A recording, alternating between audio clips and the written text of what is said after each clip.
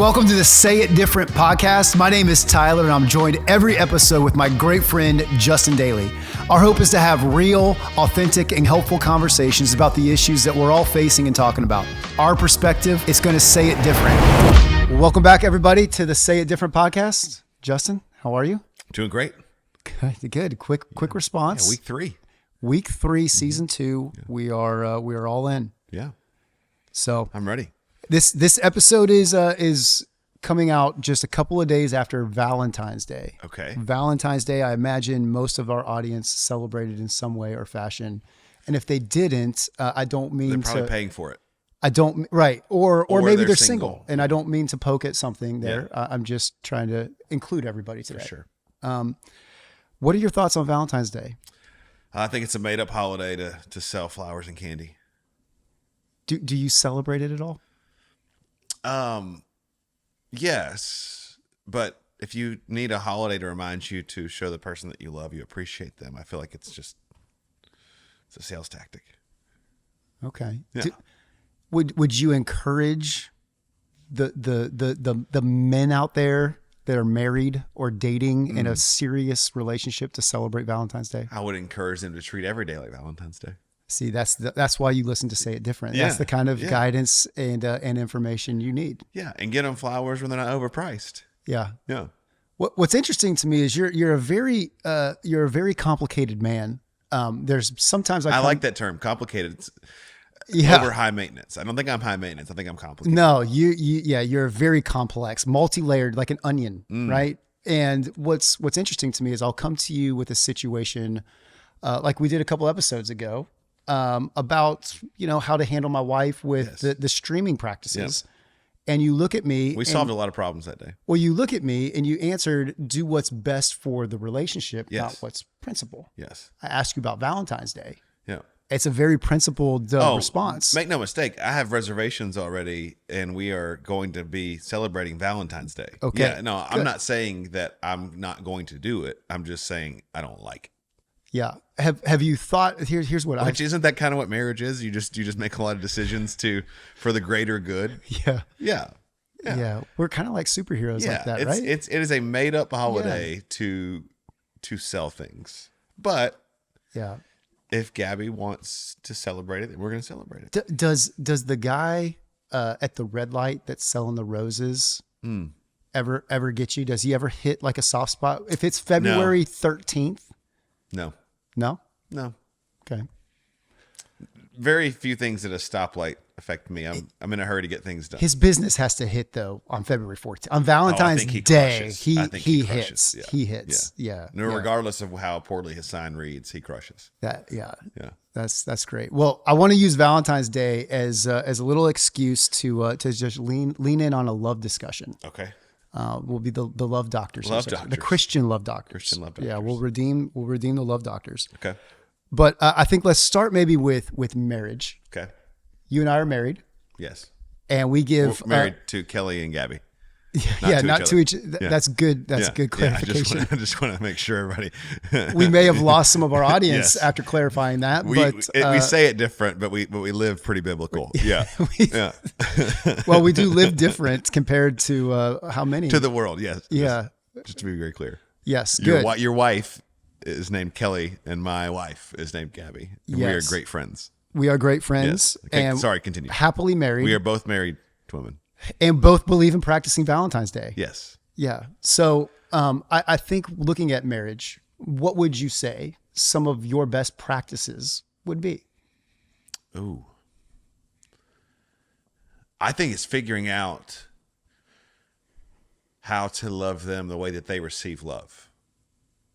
So Gabby receives love very differently than I do, and it would be a tendency to love her the way that I want to be loved, because that would be natural. Yeah.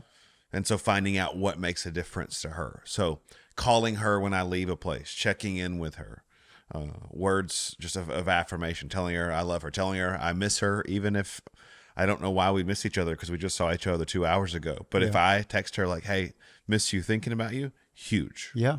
How are you discovering those things, right? Because it's so opposite to how you even think. Clear conversations. Yeah. I mean, I think so many couples and so many even relationships, even friendships, they don't have enough clear conversation. The only time you express your feelings is in the midst of an argument or a fight. Yeah. And you need to be figuring out what I call in peacetime, what are the expectations. Most of marital disagreements are from missed expectations. Yep. So if I have a clear understanding of what my expectations are, then I can meet those expectations and make decisions to do that. Yeah, I would. Yeah, I mean, the generic answer here is communication, right? Like that's what everybody says in a healthy marriage. There's clear communication. But I would say consistent communication, and communication not just in the moment. Well, a lot of us, we wait for the confrontation to communicate, as opposed to saying, "Hey, when you did this, that meant a lot to me. I'd like for you to do that again." Yeah. So great. Let's use this for an example. So, because I think another practice that somebody would universally probably say, aside from communication, there's consistent like date night, whether that's weekly, monthly, for sure, bi-weekly. That's all kind of relative to your life and your preference. But when you're looking at that date night, some of these conversations are happening there, I would imagine. Yes. Yeah. That like, so like you just said something, when you did this, I really enjoyed it. Let's do that more. Is that kind of stuff that you're talking about at a date night context? Yeah. Like where does that happen? Yeah, I don't like remember, you start mixing kids I don't remember into who that. I heard this from, but it was years ago. It's especially for guys, if we're helping the ladies out, you can't have a list of what they need to improve on. It's one thing. Yeah. So a great just starting conversation on a date night, which hopefully date night's going well, is what's one thing I'm doing great and what's one thing I can improve on. Yeah. And as a man, I can handle one thing. I can't do a list because I'm not very smart. Yeah. And you're going to lose me about the fourth thing. Yeah. But if you give me one thing that you love, what am I doing that I should keep doing? Yeah. And what am I doing that I should stop doing? Yeah. And that's a great start of, okay, well, I'm going to work on that. I'm going to keep texting you or calling you when I leave work or when I leave a meeting. And then I'm going to stop doing whatever you say. And so I think it's a great check in when everybody's happy over an appetizer, depending on your religious beliefs, over a cocktail, over a date night, over a movie. Like check in when it's friendly. Yeah. Not just telling them what you don't like when you're angry. Yeah. I also feel, from my perspective, somebody told me this like 6 years into my marriage, where there's just nothing that's not appropriate to talk about. So for sure. Right. Like you get to that sex kind of topic and we get all like religious and Christian and sweaty and weird. Oh. And I really think that that's half of the struggle that married people don't talk about. And there's if we could help anybody in that, if you would talk about it before, during, and after, you would be better at it. Yeah. And you're on a journey to figure out intimacy for the rest of your life. If you're like us and you're should have, making a covenant. we should have said, if you're not married listening right now, to earmuffs. Yes. Earmuffs. And we'll let you know when you can take them off. Yeah. But earmuffs on. Yeah. Go back. Sorry. Yeah. Write this down for later, but don't think about it too much. Well, the earmuffs are on now. They can't hear. Okay. Yeah. Communication is key. So many things are left unsaid. This is what I like. This is what I don't like. That could be affirmation. That could be physical, but it should be talked about. If we're talking about like marital actions, sex. You should talk about it. Yeah. And it should be something that you are on a journey to understand each other. Yeah. It almost felt like you cussed when you said sex there. I got a little sweaty. Yeah. Yeah. Earmuffs off for the unmarried people. They come back. We're back in here.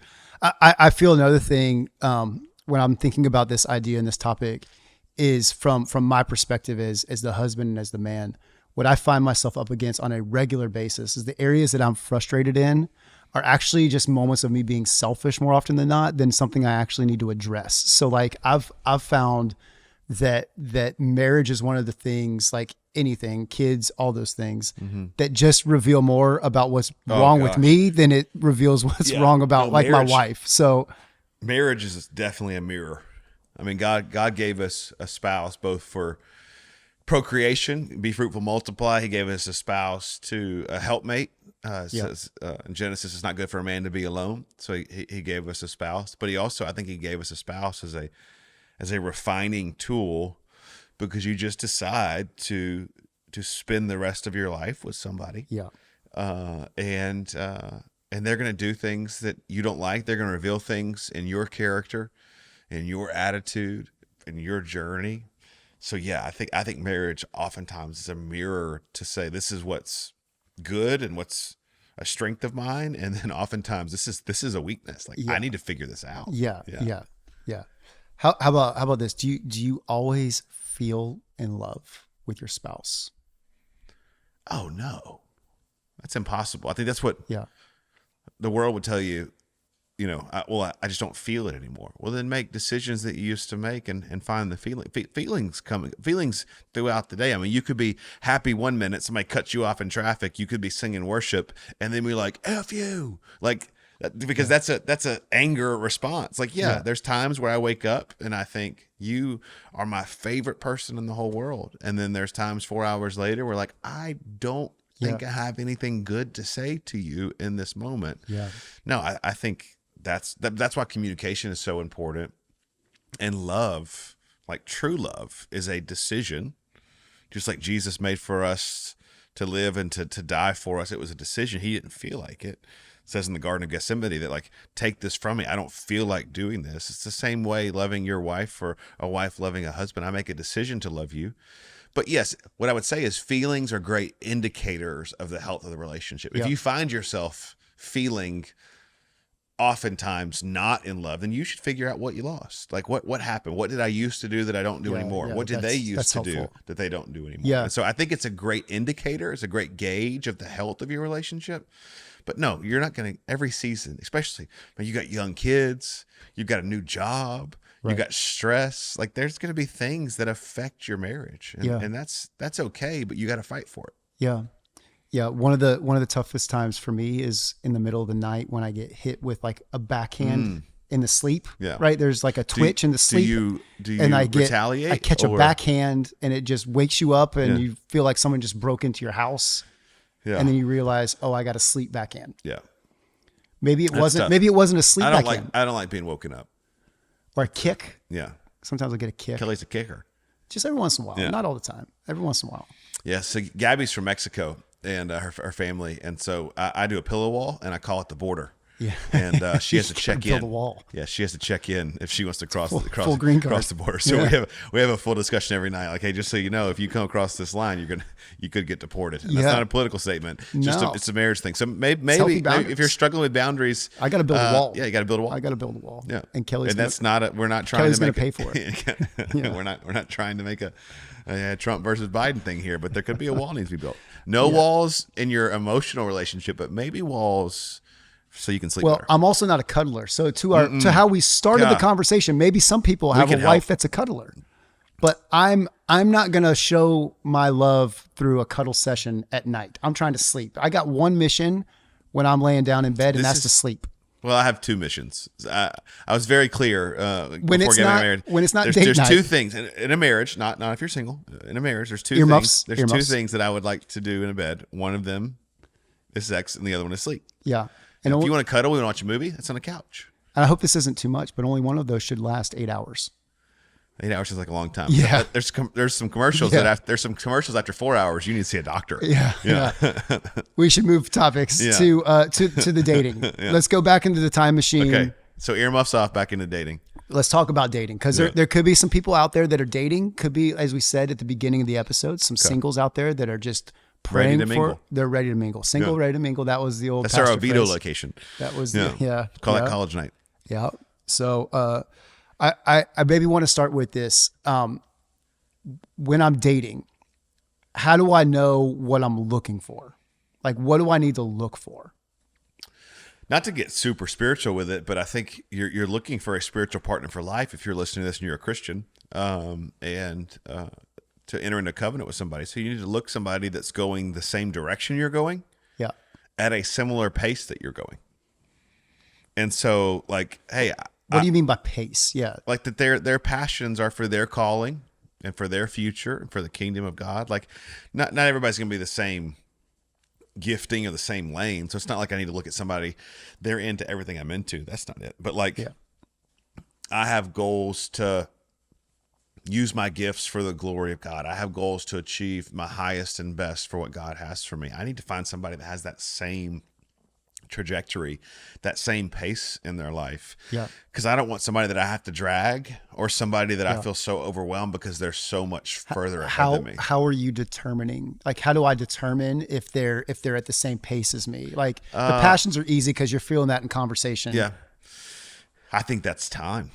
I mean, I think that's time in. I think it's your involvement in the church. I think it's what they were doing before you. I think if they just found their religion or their relationship with God when they met you, I would let that give it some time. Like a lot of, especially guys, if they're dating a Christian girl, if you're a girl listening today and he just started coming to church with you, like it's easy to fake it for a little while. But what's he doing consistently? What's he doing when he's not with you? It's not just him attending church. Does he have his own relationship with God? And so you're signing up for life, and you're signing up probably to have kids with those individuals. And so if your belief system isn't the same, if your path isn't the same, if your pace isn't the same, it's not only going to affect you, it's going to affect your kids. And so if I could give anybody advice, I would just say be more patient. Like, I think Christians are in such a hurry to get married because of the purity thing. And it is such a dangerous decision to rush something just for one thing.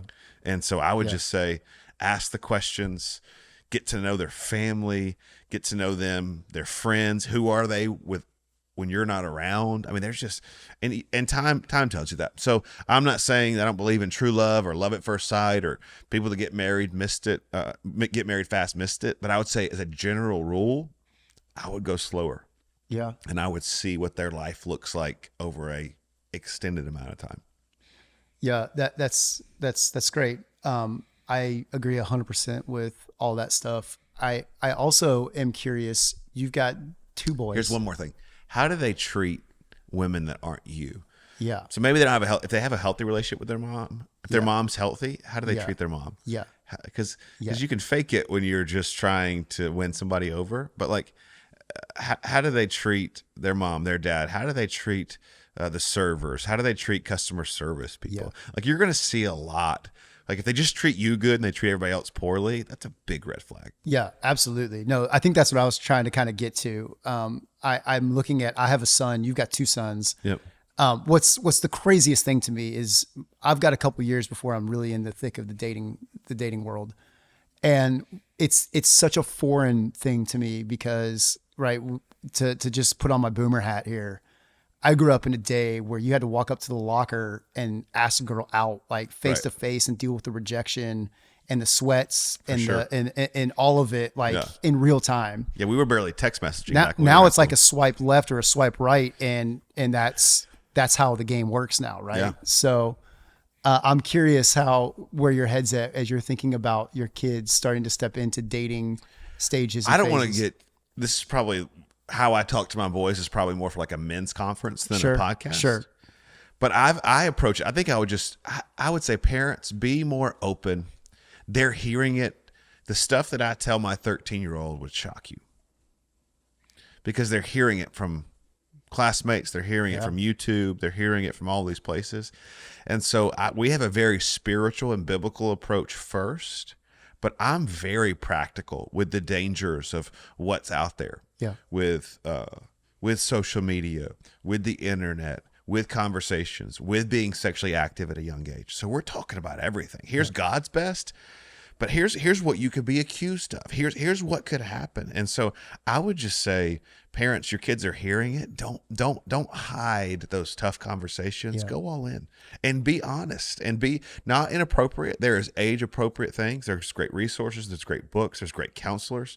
There are things that shouldn't be talked about at a young age, but as they get older, I'm just letting my oldest son know, like, there's nothing off limits. Like, we're going to talk about everything because he's going to hear it somewhere. So is there a way, like a strategy, a mindset, something that helps you lean into the awkward or lean into the sweaty conversations, whether it's a husband, whether it's a dad, and dating, right? Like, some of these dating relationships, at some point you're going to have to ask, like, what does marriage look like? What does this, like, you're going to have to ask some of those awkward questions. I think you find out so much about somebody if you say something they weren't expecting.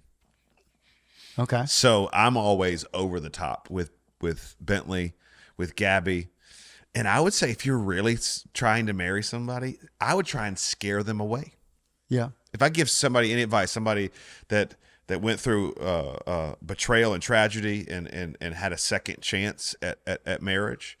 I would say when I was pursuing Gabby, I was trying to convince her not to marry me because I know if we make this covenant, we're stuck for life. Outside of death or adultery, we're in.